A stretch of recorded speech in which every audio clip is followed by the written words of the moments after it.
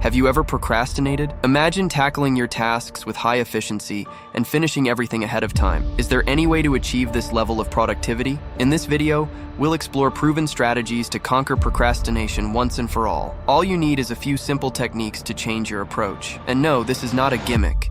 It's a real solution to boost your productivity and reduce stress. Procrastination can feel like an impossible barrier to overcome. You can have something that you need to get done, and it just feels physically painful to break through the inertia to do it. It's a common struggle that leaves many feeling stuck and unproductive. It's the worst when you feel too guilty to do something fun, but can't get yourself to work either.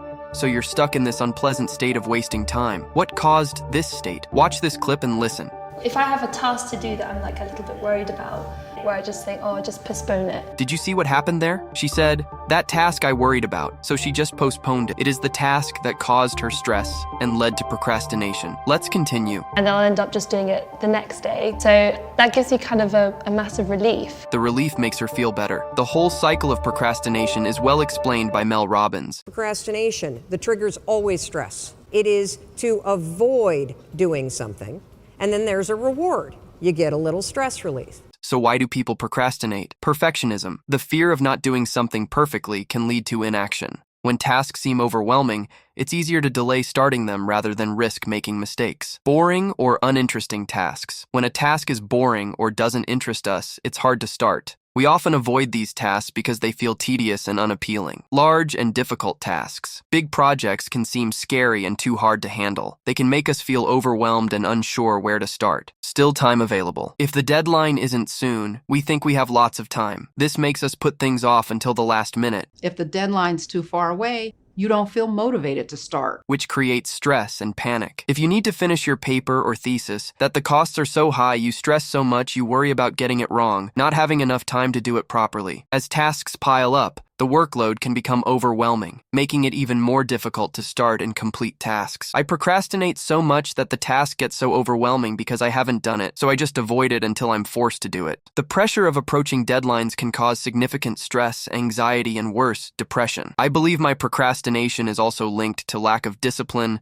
just laziness in general, depression, anxiety. And constantly putting off tasks can lead to feelings of inadequacy and a lower sense of self-worth. I procrastinate too much, I put off my tasks, I get bad grades, and I end up feeling worthless and stupid. Also, continual procrastination and task accumulation can lead to burnout, characterized by chronic fatigue, lack of motivation, and feelings of helplessness. I feel so helpless. When there's nothing to stop me from procrastinating, I just opt on daydreaming or sleeping to avoid the task. My life is ruined, and my mental health is where delaying decisions can result in missed life opportunities, such as career advancements, personal growth milestones, or even forming meaningful relationships. I've honestly ruined opportunities in my life because I procrastinated certain tasks too much. And afterwards, my anxiety just got worse because I kept thinking about how I was ruining my own life. But given that the impacts of procrastination are so serious, people still find it difficult to overcome. Even when I know the consequences, I literally have no motivation to do my work. The reason for lacking motivation is that there is no urgency with tasks. Urgency gives you the kick that you need to power through and get it done, or at least start. By feeling a sense of urgency, we need to understand that the future is not yet here. Only the present moment exists. Future is an illusion of the mind. Understand this very deeply. He's going to exercise one day. No, he can't exercise one day. The only time he can exercise is now. Present is the only place that exists. And the more that you try to solve problems in the future, like no wonder they're not getting solved because you're solving them in a place that doesn't exist. So use that urge to take one step at a time, but don't think of it as the first step. The hardest part is taking that first step. Like this is what y'all also have to understand. Every step is the first step. There's only one step to be taken. It's not the first step. After taking that one step, commit to working for just 5 minutes. And another technique I love for procrastination is I say I'll give this 5 minutes, and at the end of that I can stop, but at least I'm determined to give it 5 minutes, and then I'll see what I want to give it another 5, and then another 5 after that. And what I find is once I start the process, it's not actually as bad and painful as I thought, and then I get into it and I start to build momentum, and then I get over the initial hump. If you still need another method to kickstart yourself, try the 5-4-3-2-1 rule. Acknowledge the stress. Then go 5, 4, 3, 2, 1. I want you to count to yourself because I want you to interrupt the habit that's stored here, and I want you to awaken your prefrontal cortex. Then I want you to just work, just for 5 minutes. The reason why I want you to only work for 5 minutes is because your problem isn't working.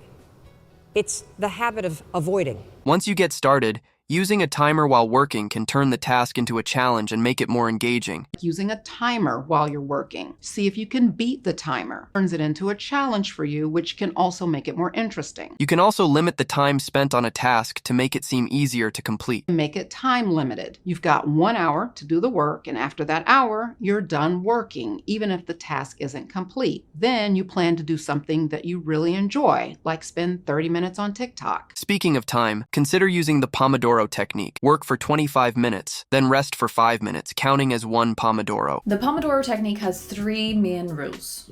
Number 1, break down complex tasks into small actionable steps. Number 2, combine small tasks that are going to take less than 1 Pomodoro. And number 3, once a Pomodoro is set, the timer must go off.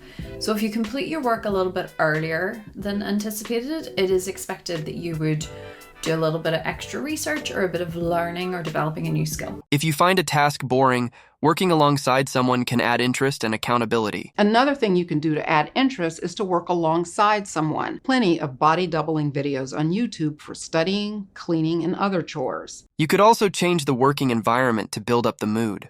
So if sitting in a cozy coffee shop with the smell of pastries and people chatting makes you feel warm and fuzzy, that mood and attitude change may help you stay engaged with your task. Reflecting on the limited time we have can help prioritize tasks and reduce procrastination.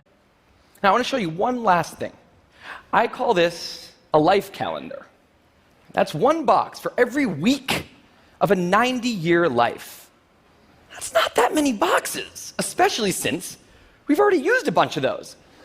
So I think we need to all take a long, hard look at that calendar. And we need to think about what we're really procrastinating on, because everyone is procrastinating on something in life. There you have it. 9 different ways to end procrastination instantly. Try them and see which ones work. As one famous comment stated, if you do something last minute, it only takes a minute to do.